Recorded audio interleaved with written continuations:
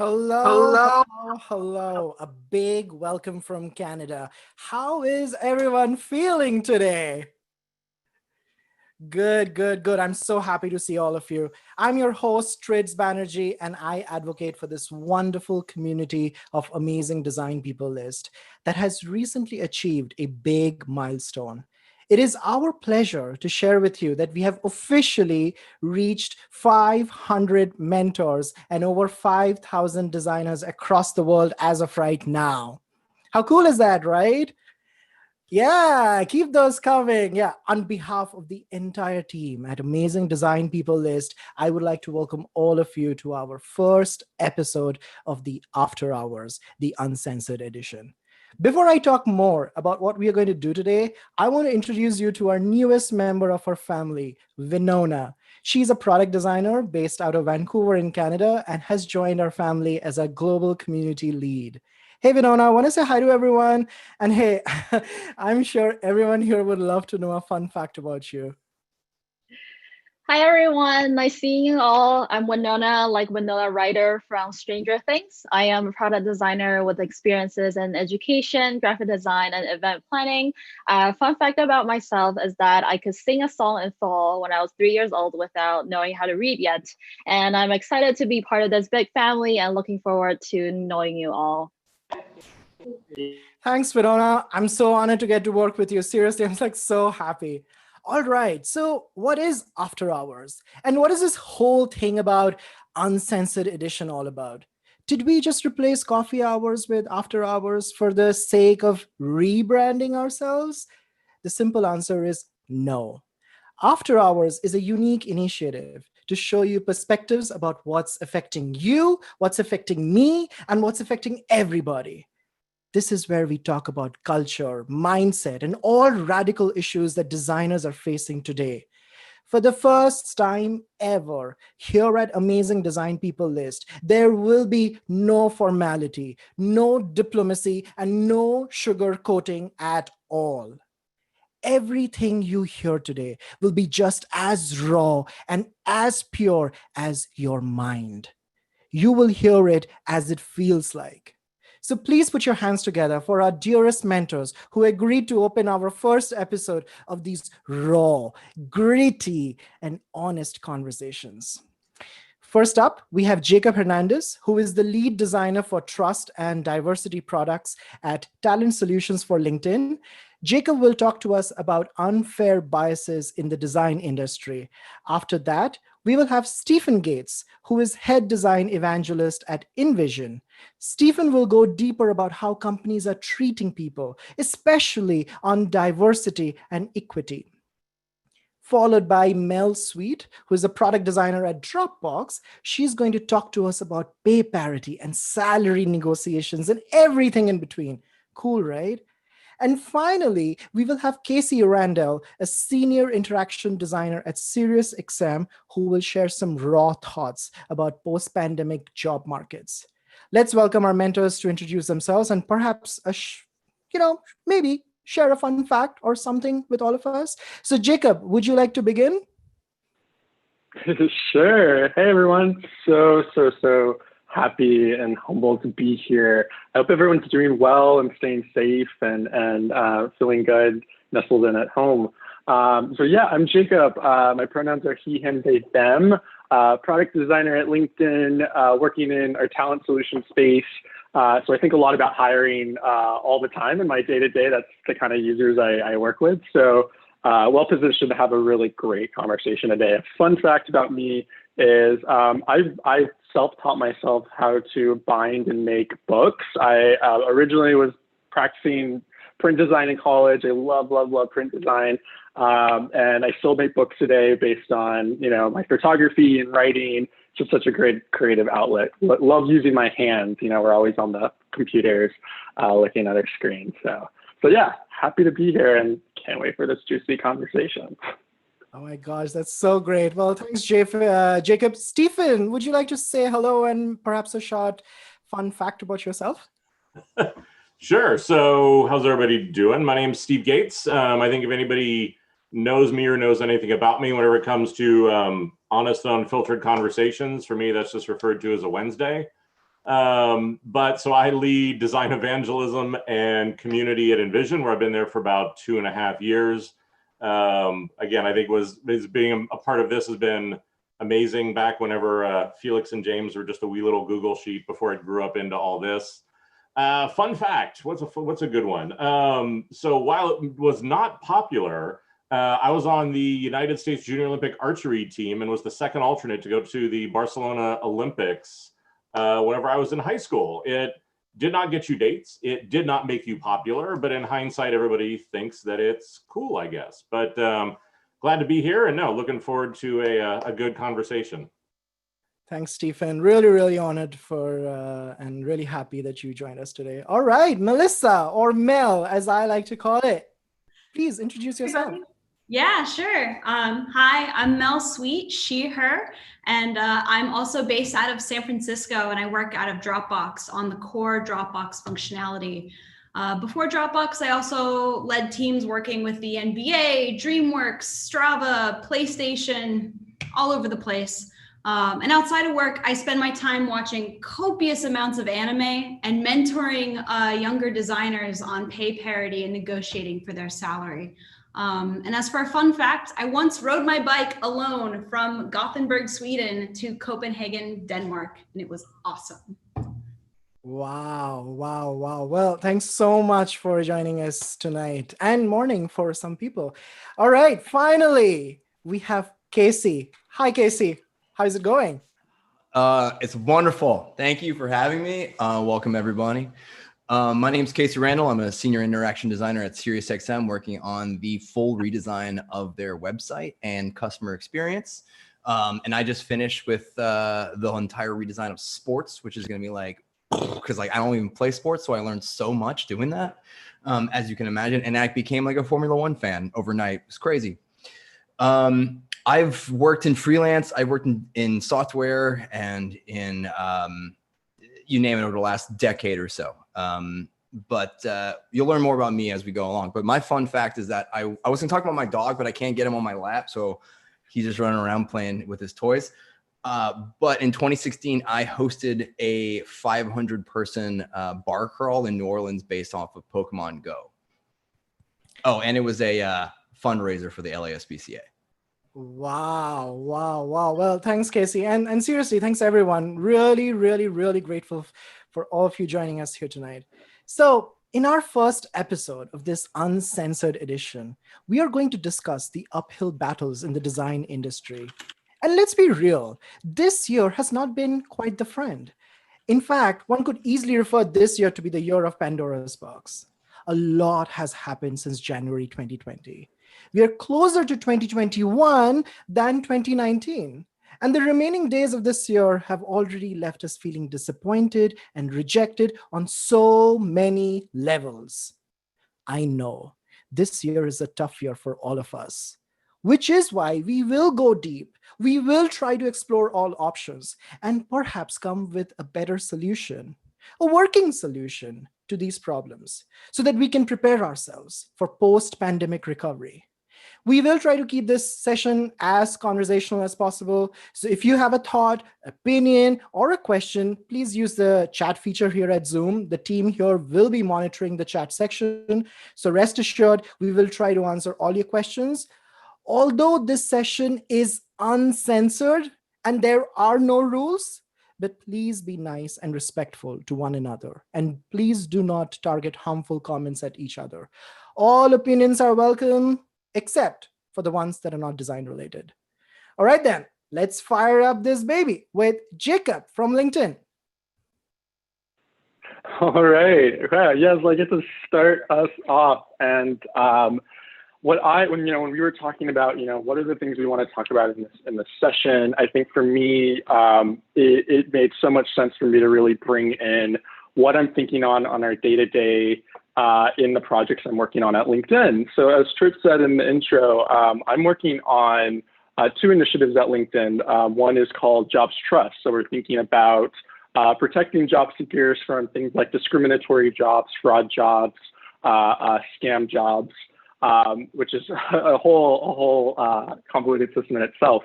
And recently, I was just put on a new project called Diversity in Jobs. So really thinking about tackling unfair bias in the hiring process and thinking about how we can open space that is much more equitable. So really, also big challenges. And would love to use this time just to kind of give everyone just kind of some real data of what we're kind of finding and things that are top of mind, and how as designers we can think, more equitably, and then also just how that relates to the current moment and what that means looking for work and jobs in this time, especially as designers.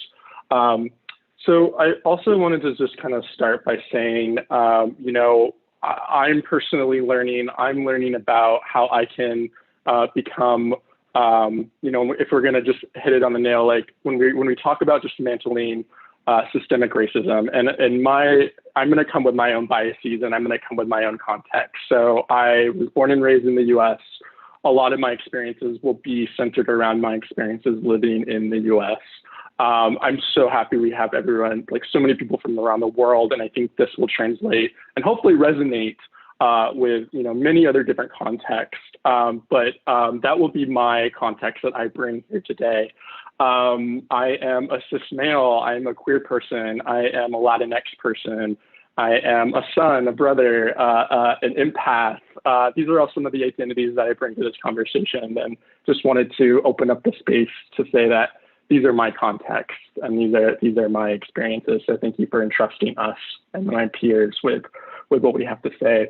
So when it comes to bias and when we can think, what is the shared operating system? Like what is even bias, and how does that translate to hiring? And I'm going to specifically talk about what implicit bias is. And these are thoughts and feelings that we're unaware of, and that we just aren't always aware of what we're making. As humans, we are always making categorizations of what we see in the world around us. So when we describe implicit biases, we're describing attitudes towards people or associate stereotypes without a conscious knowledge, and how that manifests in the work culture and work life.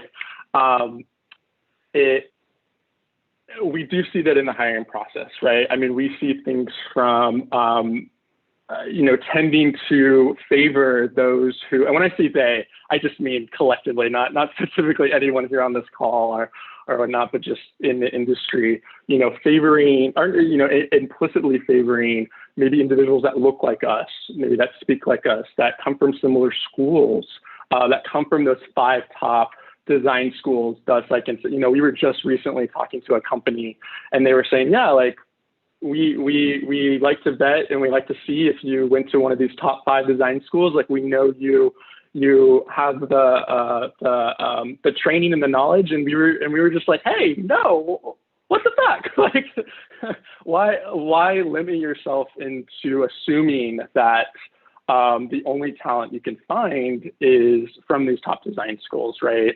And so I think I just bring this up because this is something that you may or may not face in your process with any of the identities that you bring.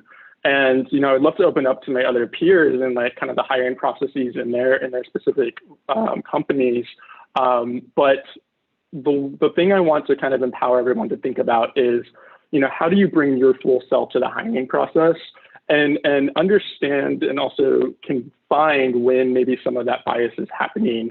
And I think that comes to just asking a lot of questions and really finding companies and cultures that really embrace a sense of belonging and really eradicate this idea of culture fit.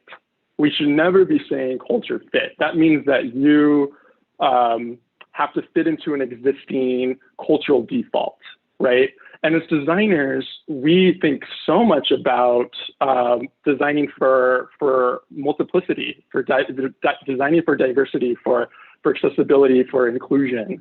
And we can use things like persona spectrums to think about not just one persona, but a spectrum of different kinds of abilities.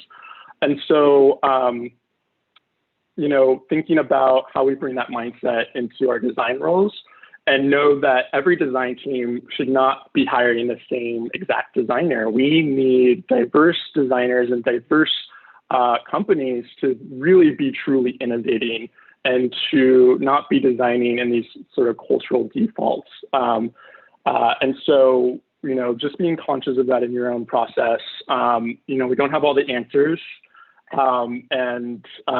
Would love to kind of open it up to my peers again about, how we can kind of talk about this, but just kind of recognizing that it's there, that it could be a challenge, and, as designers, what we can kind of do about checking our own biases in our design process. So yeah, it's kind of my intro. I'd love to kind of open it up to Mel, Steven, Kasey, if you have any thoughts on this. Holy hell. First off, well articulated, well stated, and this struggle is very much real, 100%. And as you said, we all have our own implicit bias that we are probably not even aware of. And a lot of us, especially in California, and I'm sure other places as well, there's required by law training on biases that we all need to do on a regular basis, but still there's more homework that we have in order to really truly understand our leanings, unintentional or intentional.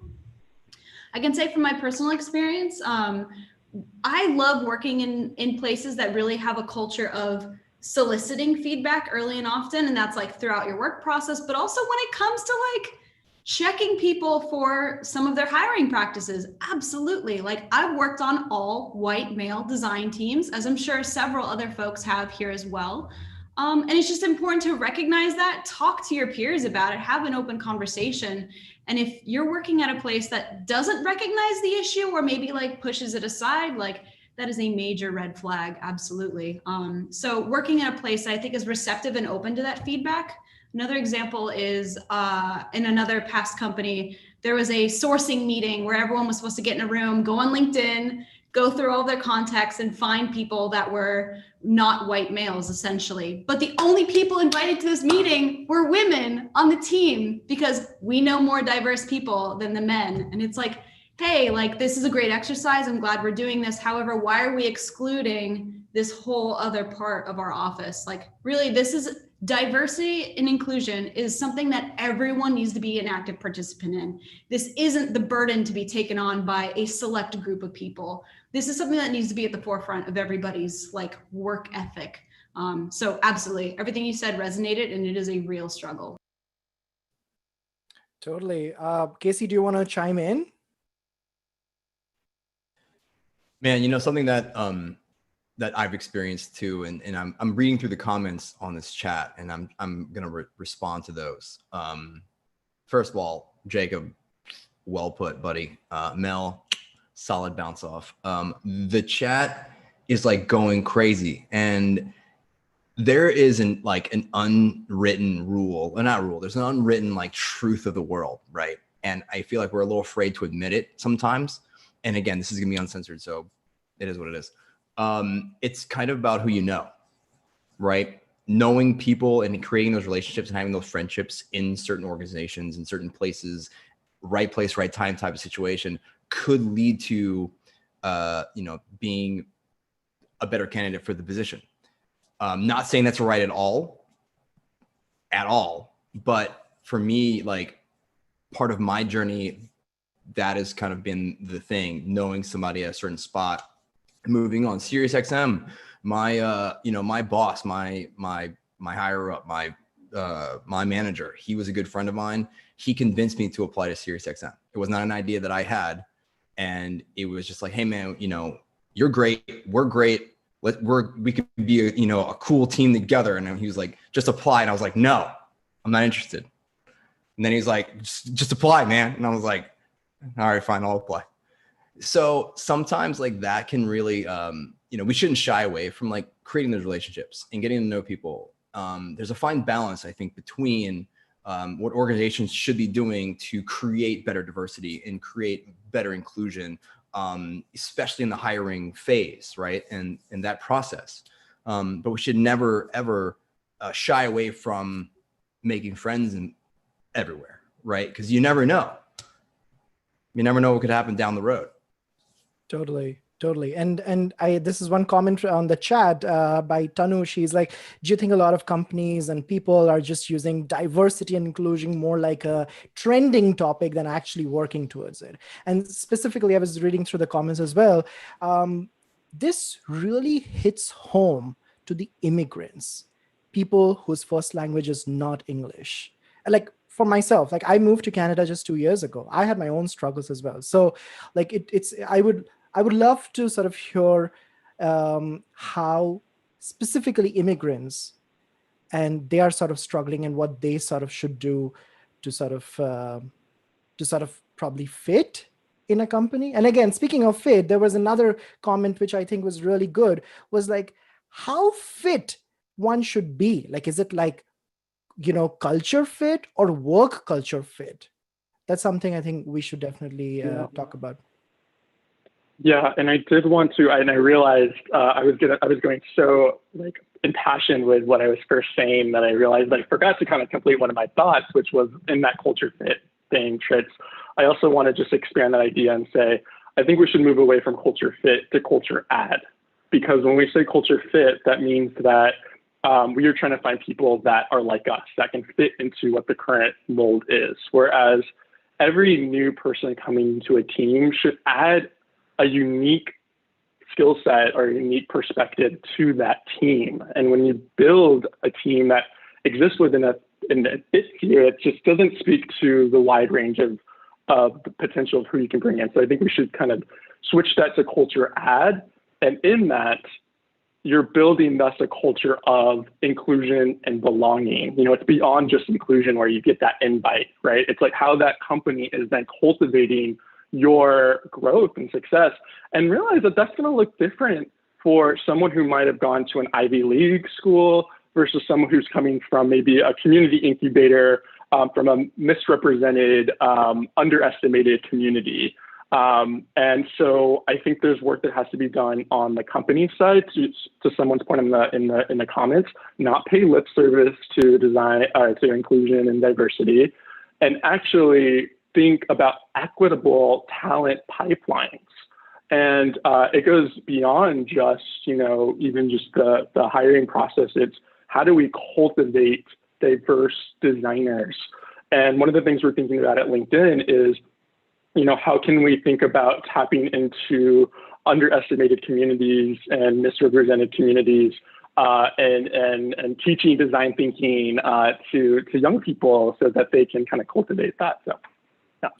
Totally. Yeah, I 100% agree. In fact, the whole concept of culture add, I think like recruiters specifically, and it is our job, not just like for people being at Amazing Design People list, but like people who talk about to another design friend to actually talk about like, hey, stop talking about culture fit.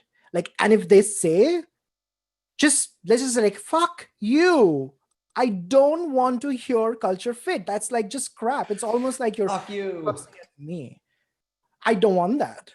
Like I'm so angry. Like even like I've been applying to so many places and like people talk about like culture fit. It's like, please stop this fucking crap. I do not want to listen to this. So Triz, what you're saying is that in 2021, culture fit will no longer be a relevant term.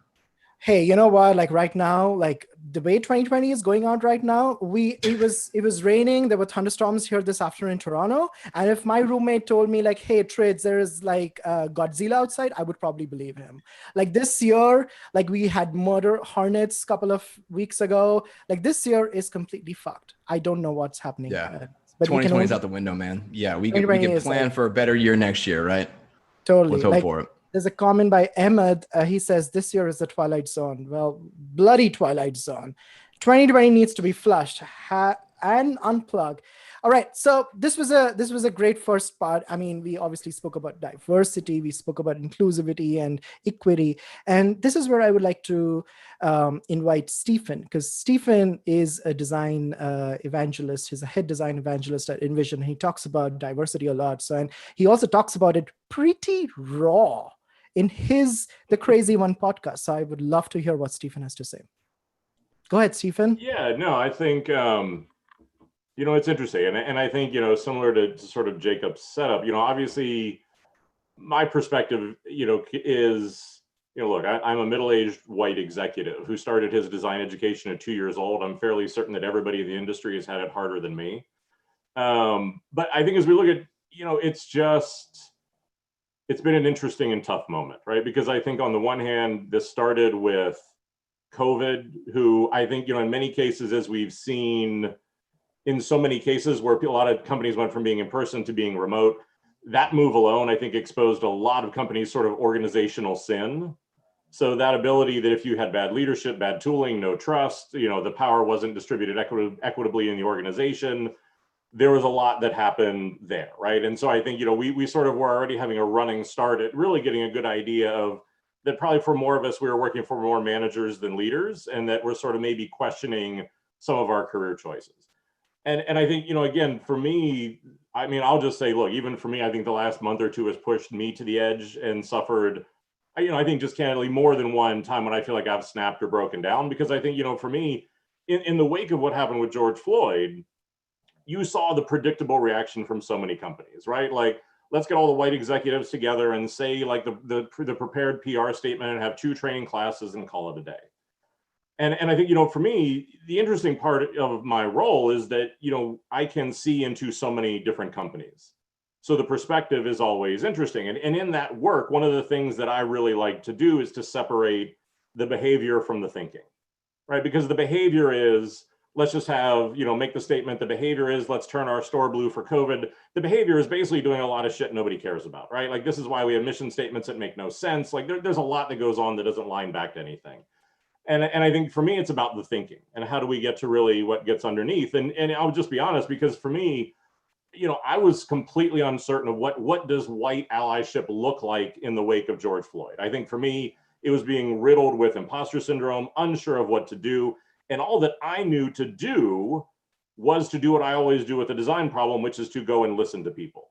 Because I knew the one voice I didn't want to hear was mine. I think, this is probably the only exception anytime in the near future where I'm actually going to be doing any public speaking.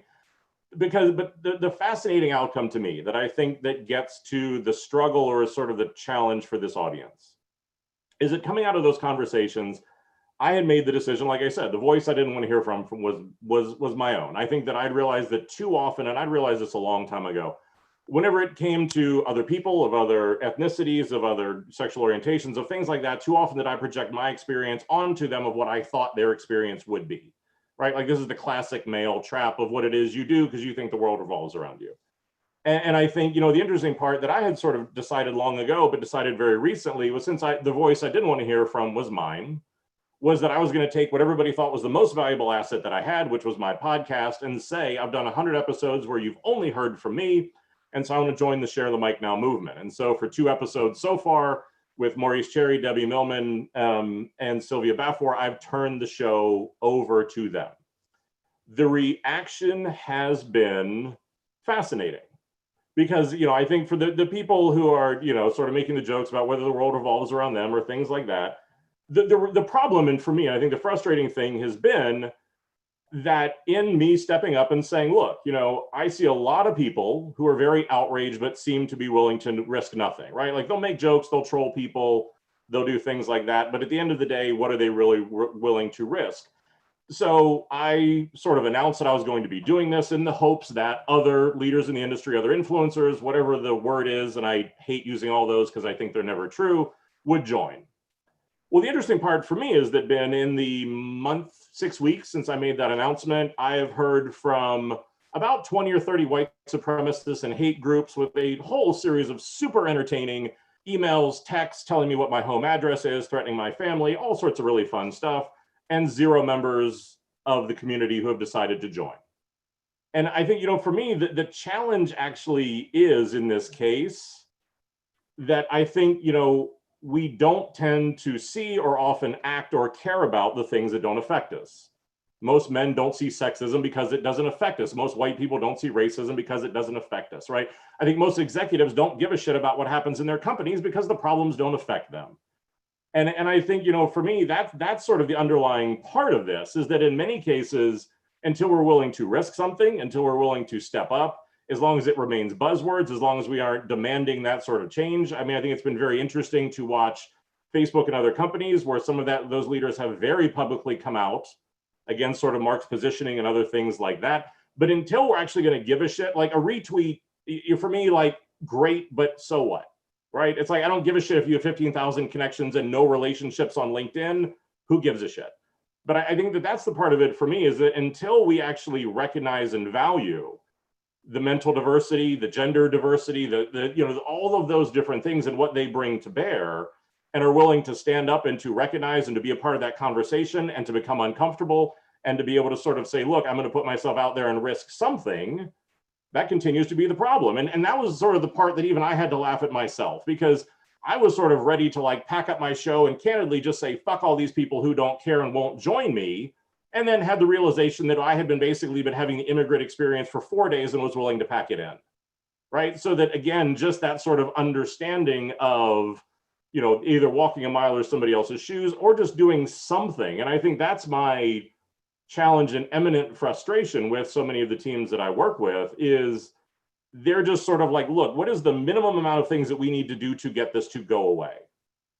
And I think, for me, the best thing that we can do is either demand action or like use your feet and your talent as a voting mechanism. And if they're not going to be serious about it, if they're not going to do those sort of things, and those are the organizations that, again, we need to go and try to lift up and be a part of what those organizations are to do that. Because I think if not, then again, everybody's very outraged and we all retweet things. But again, it's sort of like, what is that difference? And I think that there's not one answer to it, right? But I think at least that willingness to engage and sort of understand it and understand that other perspective, for me, is at least the starting point of how do we have that difficult conversation, admit what we've been doing wrong, and to be able to do those sort of things to figure out how do we move forward. So again, would love to be able to hear from other people or sort of other opinions or things like that. But like I said, I think that's sort of been my journey, my struggle, my breakdown, my whatever it is that I've sort of experienced over the last kind of month or two around this. Totally. And before we bring, either Mel or Kasey or Jacob, there's one question. I think that's more like an opinion and a comment here by Elizabeth, who's on the call over here. She says, she's talking about like different changes and stuff. Like, do you think these changes are going to take effect soon? And I want to know, what is soon? Is it soon like a day? Is it like a week? Is it like a month? Is it like a fucking 5 years? I don't know. This already is giving me anxiety. So how soon will the change come? Well, am I going to just retweet? I think to me that it comes down to, is it behavior? So again, are we going to use some new buzzwords? Are we going to talk a little bit differently? Are we going to do a training class and pat ourselves all in the back and assume that things are different?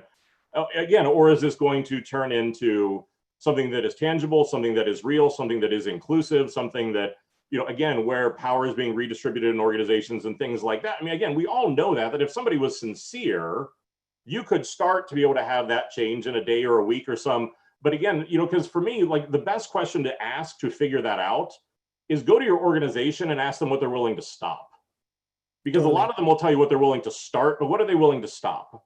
From a business perspective, like, again, will banks stop the practice of redlining? Like, there's some of those things. From a business perspective, what are you willing to stop? From an HR perspective, what are you willing to stop? Like, what are those sort of things that we're willing to do to be able to try to elicit real change that I think has transparency and accountability?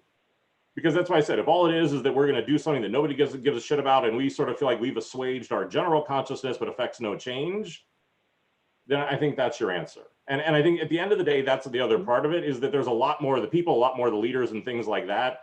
And again, I think I've been very public. I'm not taking new speaking gigs. I'm giving it to Black, Brown, Indigenous, and LGBTQ members of the community. I'm only mentoring startups that are either female or minority led. Like, again, like there's some very specific things that I'm going to be doing and I'm being very public about that I've sort of been quiet about for a little bit too long to try to affect real change. I will not work with organizations or talks that don't value this anymore. I'm tired of the like, oh, we're going to get to it bullshit. Like, if the attendees aren't more diverse and the speakers aren't more diverse, I don't have time for it. And like I said, I'm willing to work with them as much as I can, but that's the part of it for me, is just, what are the actions, what are the results, and how do we want to be able to do it? Because I mean, that's that thing, right? Where it's just like money talks and bullshit walks. So like, what are you going to do to change your business or be able to do pay equity, or, I mean, any of those sort of, I mean, again, like I had to blow up completely trash a company today because I looked at all their leadership descriptions and they all said he. It's like, sorry, what the fuck is wrong with you? Like, this is seriously, that's the description we need to be able to be using. But again, I think those are those sort of things where, and that's why I said, it's also for me, I'm tired of hearing from people like me. And that's why I said, I'm tired of myself. And I think that for me, that's where I'm very dedicated to finding those other voices and to bring those sort of things in. It's why I support this community and do other stuff. Because without it, it all sounds good, but then we move on to whatever the next thing is in a couple months, whenever it all fades. Absolutely. And I remember sorry, go ahead, Kasey. I'm just going to jump in, man. Stephen, beautifully put, buddy. Real change happens when leaders like you have had enough and say no. Totally. Yeah. Yes, I also want to say that every system is designed by humans and every system can be redesigned. And I think that this time more than ever, as designers, using our opportunity to really tackle these complex systems in a courageous way, in a way that's creating equitable partnerships, in a way that is designing through and with, not for anymore. And I want to just, everyone on this call who is committed to being a designer, it's that we have a very unique role in playing in this time. So I think, responding to some of the comments, like, yeah, we feel it. Like, and companies some are changing right this second, and some it's going to take a really long time. And so I encourage you, when you're going through your interview processes, what does it feel like to be talking to the people that you're talking to? Notice, do you see people like you on the interviews? Do you feel a sense of exchange? Is there a power dynamic that doesn't feel right to you? And acknowledging those things and saying, hey, maybe I'm not going to really thrive and feel like I can belong here if I'm going through these interview processes and I'm just like, so that's my kind of piece of advice in grounding us in kind of the hiring context. And know that as designers, like, there's this community that you always have here. We have everyone's back. Design should be about inclusion and diversity because that's how we innovate. And that's how so I just want to put that out there, and hopefully that resonates. Yeah, totally. I remember when Mel had joined us on a portfolio review a couple of weeks ago, and this was when we were having a pre-huddle right before the event would start. And this is when the Black Lives Matter movement was right at its peak. And I feel sorry. It should always be at fucking peak. Because right now, people are just tweeting and putting pictures and everything. And you remember, Mel, we were talking about this before the event started. I was like, okay, great. You made a retweet. You made a picture. Show me a fucking picture of your leadership board. Show me that equity. Show me that leader. Show me who is there. Who will hear me? And this is something that I personally struggle with as well. Like, ever since I've moved to Canada as an immigrant, even though we all call Canadians, all Canadians are like happy people, it almost seems like their wrath and their anger is been transferred to a geese. And that's why the geese is like always like angry all the time. And everybody else here in Canada is like nice and happy people.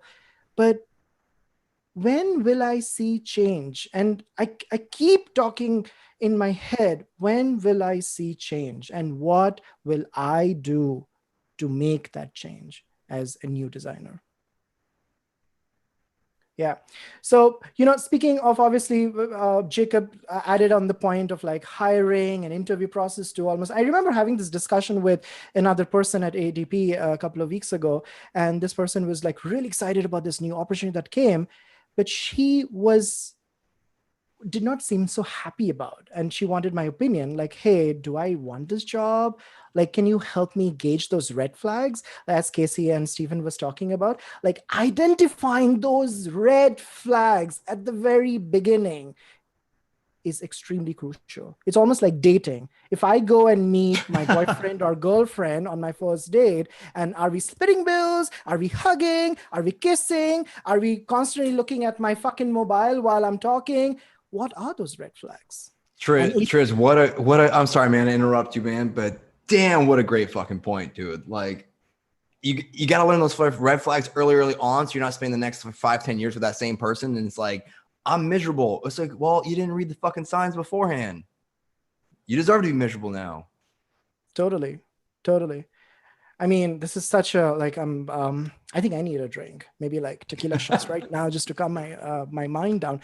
Anyway, so moving on, obviously we're talking about interviews and hiring process, and something that is big, big, big, very important is diversity in terms of gender and pay parity and negotiations, which is so important. Like I spent over 10 years in India before moving to Canada. And when I give my resumes, and I'm sure everyone here, let's see how many people, we have 175 people live on Zoom. And I don't know how many are watching on YouTube right now, but we have a lot of people over here. And this might be resonating in everyone's mind that will my experience and my band and my salary in my home country be recognized or not? Or would I be termed, and I'll be honest, when I moved here, there was this XYZ company. I don't want to name them because we all agreed, even though there are no rules over here, but we don't want to put a harmful comments. That person said, you are new to our country. You need to understand Canadian experience. You need to understand Canadian education. Even though I studied in an education and people can understand my English well or whatever, but those are the challenges. And I'm sure people here in this fucking call feel that when they say that your background education, your background experience does not matter. So this is where I would like to invite Mel, because Mel is very passionate about pay and gender roles, especially in leadership roles. So Mel, do you want to seriously calm me down and calm all 175 people right now on the call? Yeah, definitely. Everything you said, well stated. And also I want to recognize my level of privilege that I'm coming at today. I am a US citizen. I'm working in my home country. I speak the native language. I'm white. There's so much that is already to my advantage, but I'm sure as many of you here on this call as well have experienced some pretty horrific negotiations or lack thereof when it comes to new jobs and things like that. So I'm asking all of you, whether you're streaming on YouTube, comment in the chat, or if you have your camera on, raise your hand. If for your first job in design, if you negotiated your salary, raise your hand. Raise your hand if you were able to negotiate. Nice. Wow. I'm not seeing a lot of hands and I'm seeing a lot of no's. And let me tell you, I am right there with you. That first job out of school, I was like, oh God, thank you. Wow. You think I'm worthy. This is exciting. And they're like, okay, we're going to give you this amount. And I was like, yes, great. And they're like, are you sure? They even asked, is that okay? And I'm like, God, yes, please. I don't want to rock the boat. Thank you for choosing me, kind sir. Yes. Thank you. Yeah. But that mentality, you need to take that mentality and throw it out the window. That does not serve you. And especially when it comes to thoughts of greed, I don't want to ask for more. This is already super generous. I don't want to be greedy.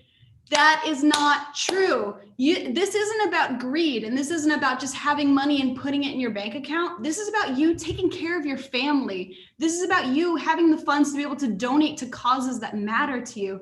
This is about also self-care, being able to afford to go on vacations, being able to afford the education of yourself, your children, caring for aging parents. This is all so vastly important. But yet when we come to negotiations for salaries, we throw all that out the window and just take sometimes the first number that's presented to us, which I have absolutely done in my career as well. So to my other three compatriots on the call right now, I am so curious to learn when it comes to your total compensation, however that is figured out at your own company, do people often talk openly about what their compensation is? I do. You do? All the time. Yeah, all the time. I think it's actually very important for us to discuss our salaries, compensation, stuff like that. That way there isn't this veil around it. There's no secrecy. It's we can come out as transparent as possible. We can level set so folks around us can understand maybe that, they're not in the best position. Also, everything is relative, right? And I'm going to be honest as fuck right now.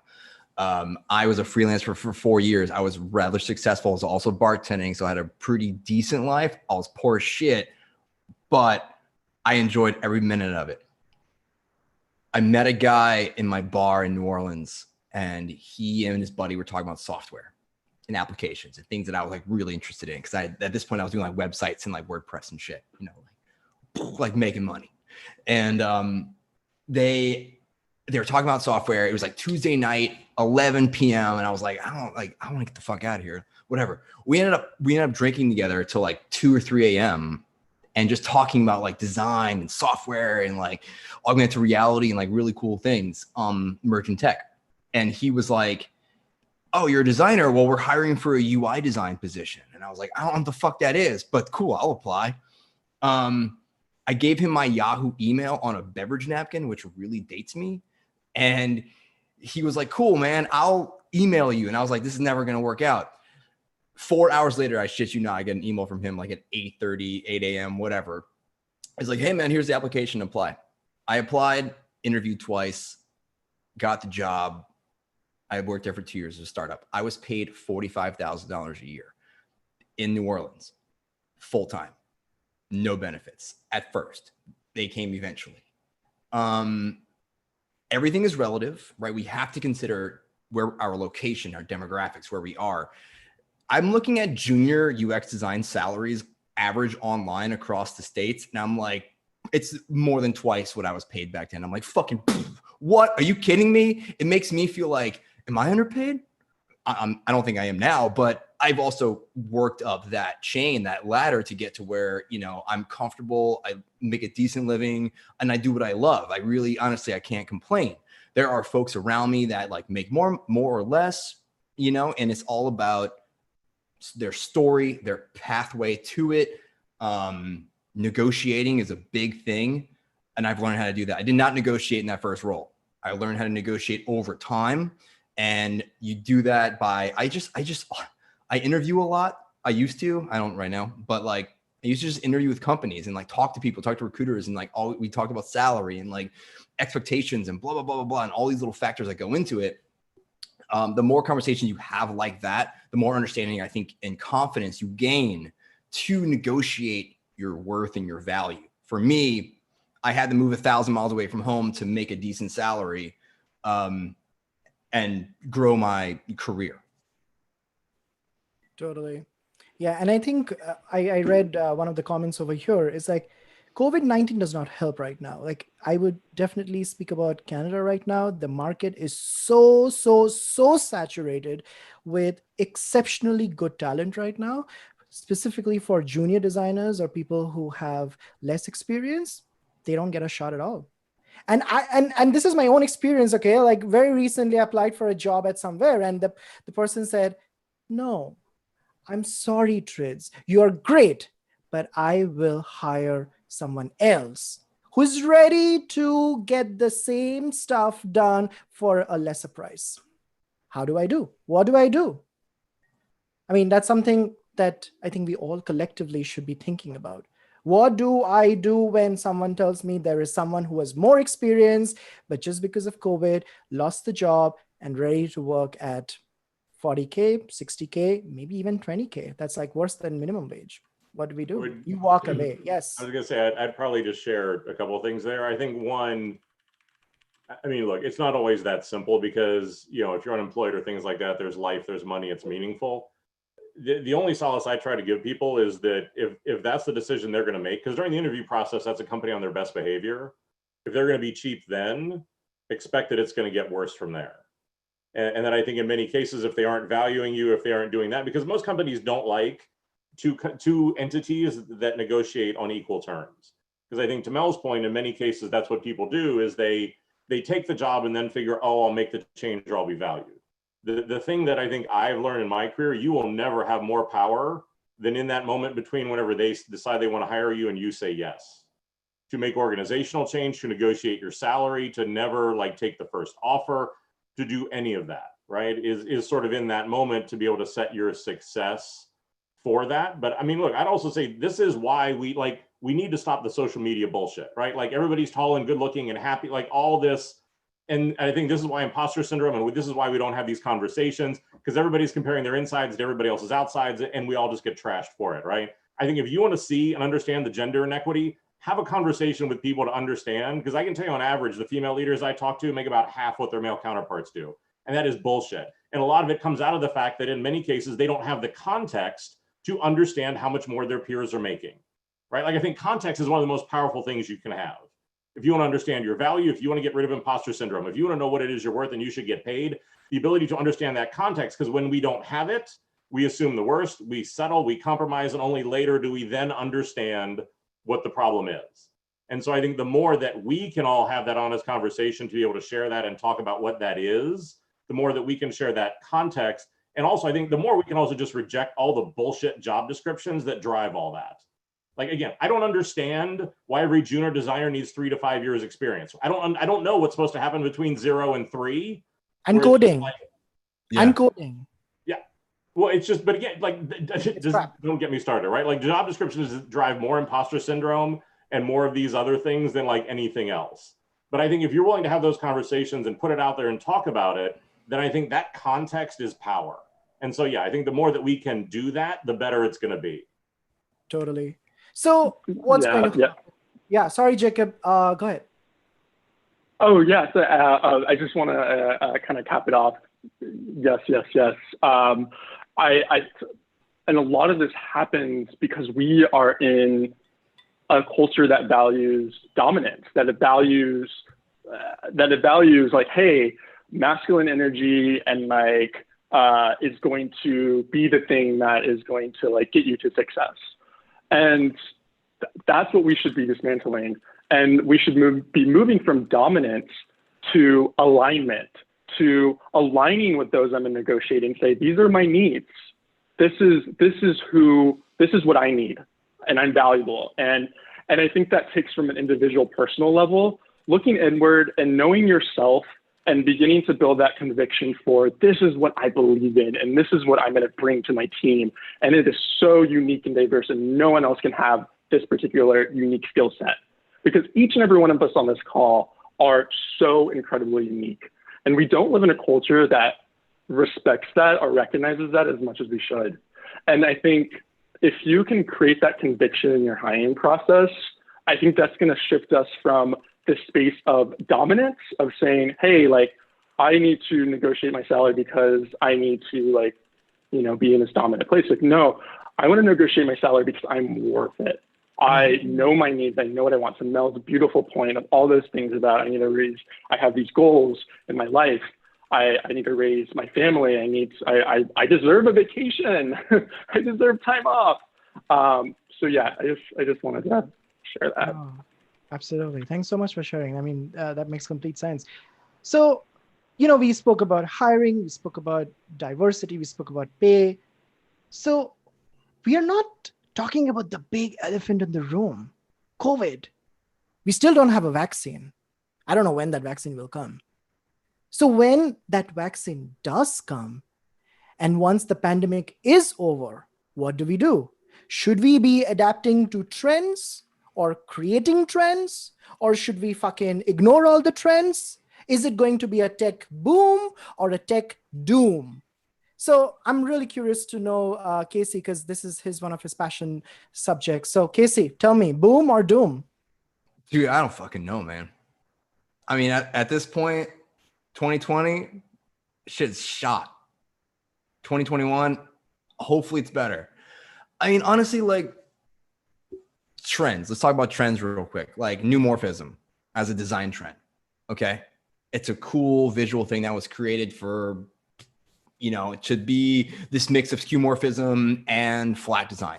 Right. And like, that was honestly like, it was going to come eventually because we're still, I mean, what we do as designers is we create and we iterate and we evolve and we change things. And like, that's what we do naturally. So like neumorphism was a natural evolution of visual design language. And that's just one of many. You've got Google Material Design, you have iOS, which goes back to skeuomorphic very soon. Actually, I'm sorry, not skeuomorphic. It is adopting neumorphic in their new design language. A trend has just hit Apple, okay? Apple has adopted neumorphism. Let's get over it and move the fuck on. I'm done with that, all right? I was an advocate for neumorphism. I was like, just for their only reason, because like everyone hated it because it was a trend. And I was like, why would you even hate a trend? Who cares? Like skinny jeans are a trend, but I like skinny jeans because they're fucking comfortable. Okay. I wear like Vans were once a trend. Air Jordans were once a trend. Shit's comfy. You like it. Who cares, right? Wear it, do it, design it, create with it, practice. When you're creating an interface, try some new morphic shit. You could learn something about shadows and light, three-dimensional space. You could learn something. Don't just hate it because it's a trend. Maybe try it. Tech boom. Man, honestly, guys, I have no fucking idea. There's so many things happening right now, like just like constantly. I'm really more worried about a vaccine than anything else at this moment, because like I don't want to go back to the office. I don't want to travel. I don't want to fly. I don't want to go around people until there's an actual like vaccine for this entire situation, so that we can go back to something of normal. You know, as far as a boom though, I can talk about though, like being at SiriusXM in the middle, like fresh at SiriusXM, and watching as COVID like hit and we all went into quarantine, the demand for content, online content, music, movies. Like you can imagine like Netflix getting a boom, Amazon hitting a boom, HBO creating HBO Max, and so on and so forth. SiriusXM had a huge spike in subscriptions, and so on and so forth. So we're kind of like in the comments, this is just an episode of Black Mirror, and we don't really know what's happening. It's like the whole entire market crashed, and now it's like back to almost normal. And like it's something to, I mean, don't really invest right now. That's my advice, but like keep an eye on the marketplace. Things are happening all the time. Totally. Well, thanks everyone for sharing and being so raw and honest with your opinions. I mean, personally, this helps me a lot, and I hope it helps all of you a lot. And I hope that collectively as a community, all of us feel the same. So we do have some time reserved. It's like 9:59 here at Eastern. So if you have a question for a panel member over here, or a comment or opinion to share, as I said, this is completely uncensored, so please unmute yourself. If you are camera ready, great. If not, that's perfectly fine. And just share what you feel, your story, if you want to share, whatever it is. So feel free to unmute yourselves and ask a question or a comment. Anybody? While folks warmed up. Oh, we have someone already. Awesome. Hell yeah. Let's go to you. Hey. Hi. Nice to meet you guys. I just want to say I'm like a new designer, and this is awesome. Just hearing all the views that you guys have from the realist standpoint, just hearing what you guys are doing in your communities just to get this diversity going. It's so great. So great. I think this whole wave has really helped open up the conversation. And I don't feel like an angry Black girl anymore. I can actually just kind of talk without being like judged and listen to other people. And it's really opened up the conversation, and it is what is needed. And it's great to be at this meeting. I've never really, in like all these meetings that I've been doing virtually lately, my camera's always off, but I've never been so engaged in like the chat and just in listening. I was on my drive home listening to you guys. I just want to say, like, hats off to you. Thank you. Like, just, I know what I need to do to get to where I want to be. So that's all I had to say. Totally. Keep doing. Keep on keeping on. Thank you. Thank you very much. I think Yan over here on the place over here wants to share a comment. Yan, are you here? Yes, I am. Hi. Hey. Yeah, do you have a comment, question, or you want to share a personal story? Yeah, actually, I wanted to say something, and I know the entire conversation began with stop with the culture fit. And in my humble opinion, I don't think the culture fit entirely being understood correctly by people. And what I hear, it's not necessarily a culture fit what I believe Jacob was talking about. And I'll give you an example, Jacob, as well. Culture fit is not necessarily not hiring diverse type of people and on your design team or generally in the company. Culture fit is when you have a specific company and they have their own specific culture that was developed over time. If you have people that come into this culture and they don't really fit in, not because they don't fit in based on their language, color, etc., or religion, but just as a culture, right? And I'll give you another example, more personal to me, especially in our specific organization, my company that I work at. We had 2 people quit within like 2 weeks of being in the company.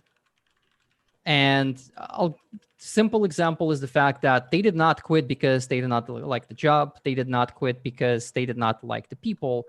They quit because they just could not handle the culture that we had. The culture we have in the company is that we're very raw. We're very open with each other. We can curse when we talk. We're very passionate about what we do.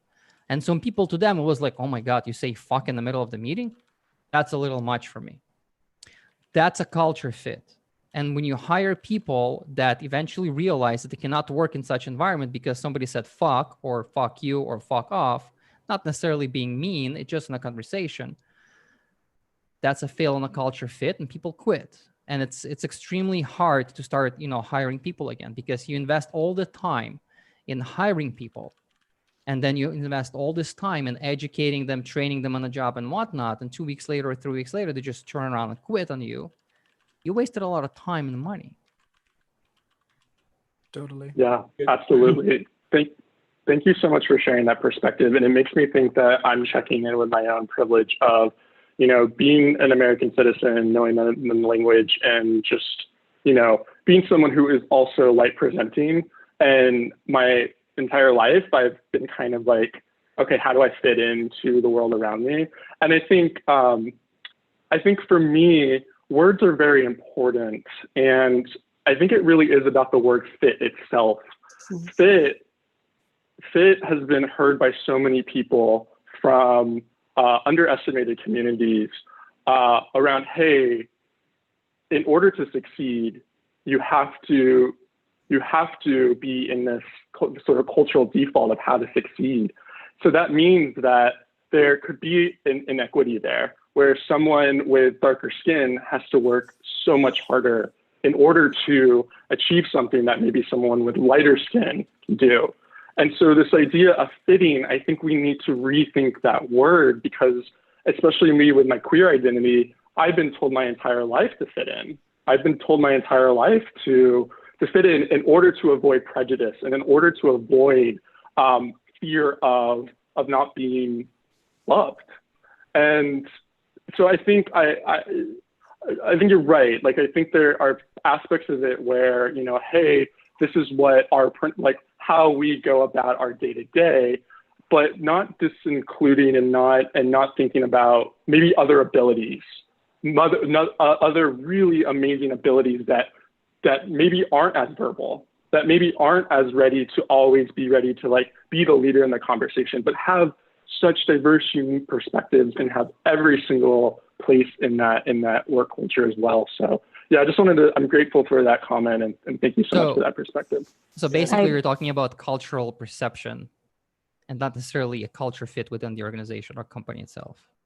Am I correct? I mean, Jan, you and I have known each other long enough. I think, yeah. I guess I want to push back a little on sort of what you said, because I guess I find it a little concerning or something, because to me, I think culture fit is often the disguise for you need to look like us, act like us, be that very particular way, right?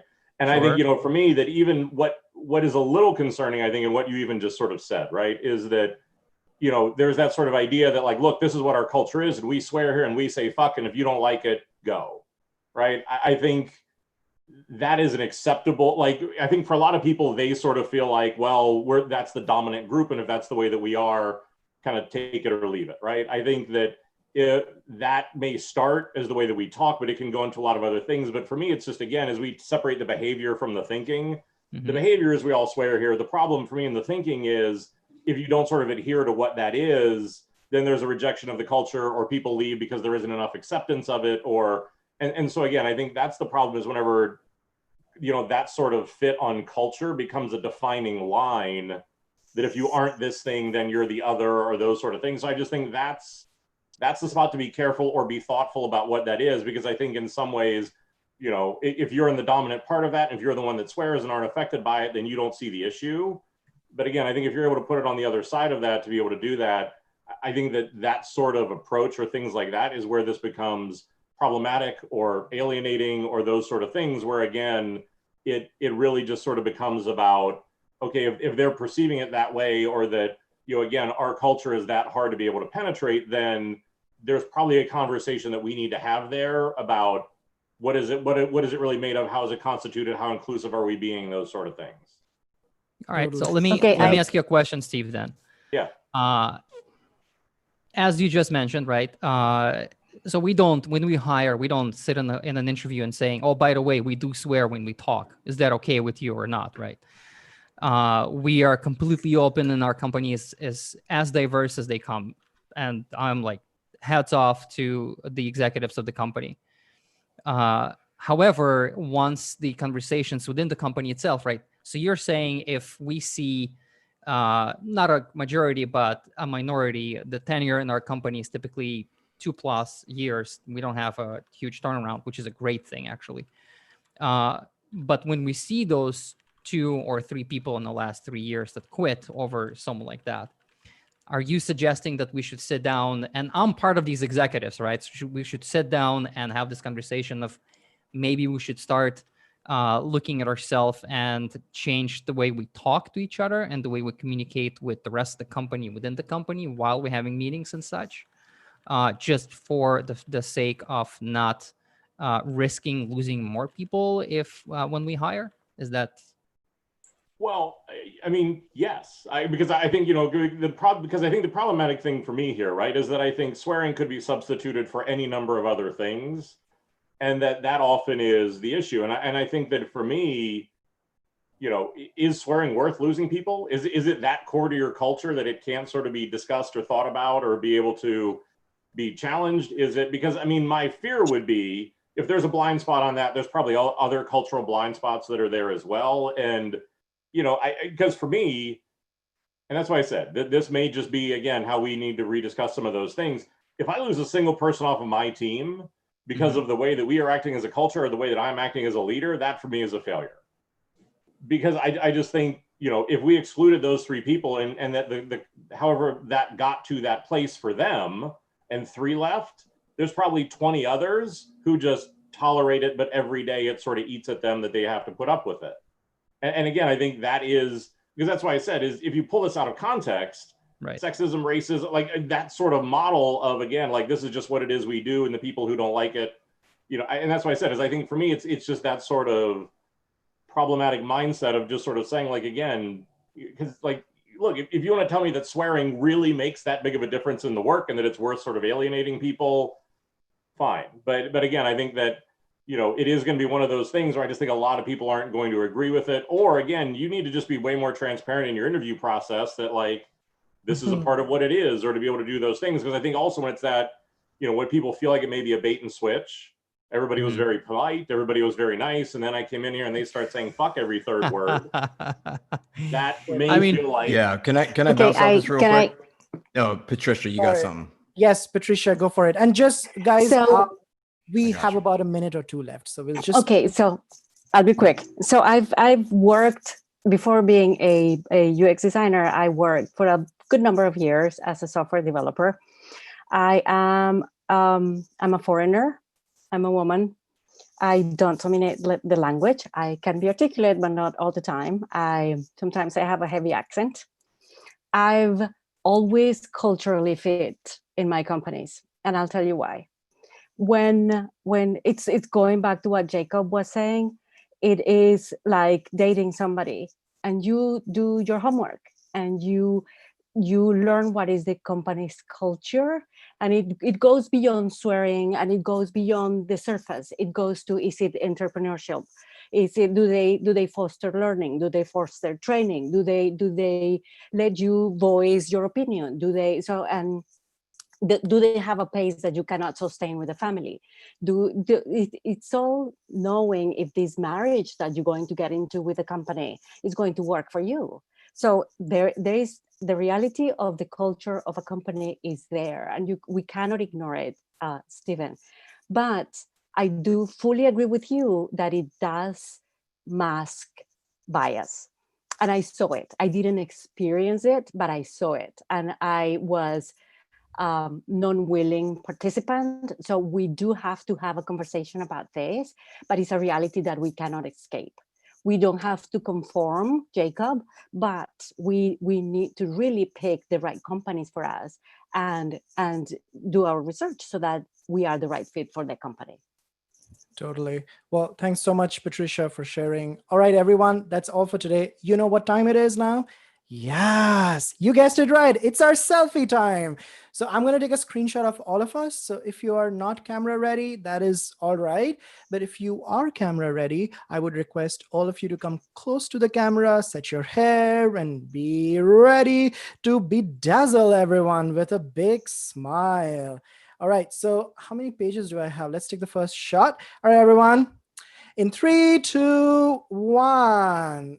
Amazing. Okay, I have 8 pages. Okay, so gonna take a little while. So, all right, in 3, 2, 1. Amazing. That's the second one. Third page. All right, I promise I'll make it real quick. All right, in 3, 2, 1. Yes. All right, and the fourth page now. All right. Yay! Okay, I sound like a sheep over here, but no problem. On the 5th page, everyone say cheese. Amazing. All right, the 6th page now. We see a lot of non-camera ready friends, but that's all right. All right, 3, 2, 1. Yay! Amazing. And the second last. Yeah, I do sound like a duck sometimes. Okay, on the 7th page, 3, 2, 1. Yes. And finally, the 8th page. All right, in 3, 2, 1. Amazing. All right. Thanks, everybody. I'm going to share these photos on the Zoom chat for you to download. Please use them and share your story or your thoughts on LinkedIn. Let your friends know about Amazing Design People List. It's really, really important to do that. And be sure to use our hashtag, that is hashtag ADPList. As always, this is your community by designers for designers. I'm going to quickly upload the pictures. Oh, there you go. I see. All right, they were. Oops. How do I do that? Sorry, guys. It's not. Oh, there you go. Yeah, they are already sending the screenshots. That's amazing. All right. Yeah, the troubles of being the host, right? All right. Lastly, we would like to remind ourselves not to overlook our mental wellness. As everyone is physically distancing themselves, the combination of anxiety, economic insecurity, and self-isolation is something that almost everyone is putting on least priority. If you feel desperate or alone, call the Lifeline and talk with a trained crisis counselor. Suicide can be prevented, and help is available day or night. With help comes hope. So call the National Suicide Prevention Lifeline at 1-800-273-8255 in US and 1-833-456-4566 in Canada. Speaking of physically distancing yet socially connected, I would like to invite back my partner in crime, Winona, to tell you more about our next event. All right, so our next coffee hours portfolio edition is happening on Wednesday, August 5th at 1 p.m. Eastern Time. We have Lily from Facebook, Nicholas from Okta, and Farai from Shopify. It will be a round robin style where they take turns reviewing portfolios submitted by all the designers. Based on the feedback we received from the community, we have shifted the time to accommodate more people from other cities. So if you're in Ghana, Paris, Mumbai, Singapore, we would love to see you there, and stay tuned for more event details in the next couple days. Back to Trit. All right, everyone. Thank you so much for joining us. A special thanks to Jacob, Kasey, Mel, and Stephen for keeping it as real as possible. I think I can speak on behalf of the entire team at Amazing Design People List that this was truly a special episode. So thank you so much. And to all my friends here, to all the designers who can hear me, you are worthy now. Not when you get that dream job, not when you lose 20 pounds, not when you are famous. It is now, simply because you are your unique self. If you would like to share this episode with a friend or simply watch it again, please head over to our YouTube channel. As always, you will find all our episodes there. Goodbye, everyone, and see you in 2 weeks from now. Feel free to exit this call now. Guest mentors and ADP team, please stay back on the call for a debrief. Bye, everyone. I'm staying.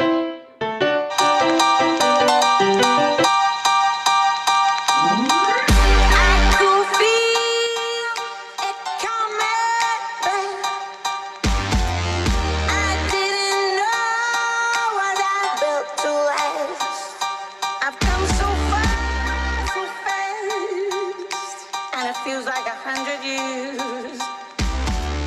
My dreaming isn't gonna last.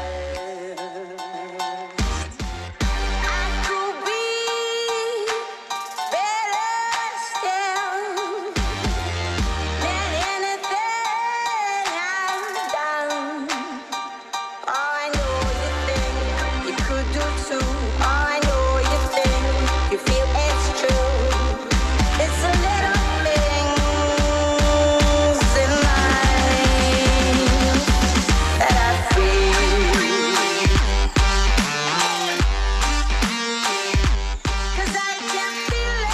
All right, everyone, please exit this call. Guest mentors and ADP, please be back for everyone.